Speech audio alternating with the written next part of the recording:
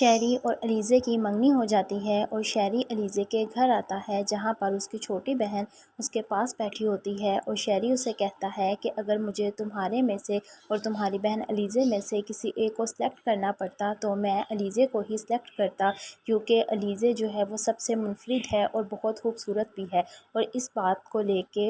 علیزے کی بہن کو بہت غصہ آتا ہے اور وہ اس شہری کو کچھ باتیں سنانا چاہتی ہے، لیکن اتنے میں علیزے آ جاتی ہے تو وہ چپ کر کے اندر آ جاتی ہے اور اپنی ماں کو یہ سب باتیں بتاتی ہے، جس پر ماں کہتی ہے کہ ضروری نہیں کہ جو تم مطلب سمجھ رہی ہو اس بات کا وہی مطلب ہو، اس لیے میں اس بات کو بگاڑنا نہیں چاہتی، اس بات کو یہیں پر ختم کر دو۔ اس کے بعد شہری علیزے کو لے کر شاپنگ کے لیے چلا جاتا ہے اور علیزے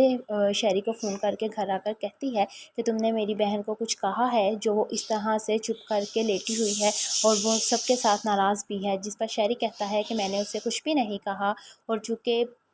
علیزے کی اور شہری کی منگنی ہو چکی ہے اور اس کے خلاف ہے ان کی بہن نتاشا، یعنی کہ شہری کی بہن نتاشا نہیں چاہتی کہ علیزے کی اور شہری کی منگنی ہو، تو وہ انکار کر دیتی ہے منگنی پر آنے سے، لیکن عین منگنی کے ٹائم پر جب انگوٹھی پہنانے کا وقت آتا ہے تو نتاشا تیار ہو کر اس منگنی میں شرکت کرنے کے لیے آ جاتی ہے۔ تو اب بات یہ ہے کہ علیزے کی زندگی کو جو ہے وہ مشکل بنائے گی نتاشا، جو کہ شہری کی بہن ہے، اب وہ اس کا جینا حرام کر دے گی۔ علیزے جو کہ ایک انڈیپینڈنٹ لڑکی ہے، اب وہ نتاشا کے ظلم کا شکار ہو جائے گی، اور شہری پہلے ہی ایک دل پھینک قسم کا لڑکا ہے اور وہ چونکہ پہلے بھی بہت سی لڑکیوں کے ساتھ افیئر چلا رہا ہوگا، اور اس بات کا پتہ آہستہ آہستہ علیزے کو شادی کے بعد چلے گا۔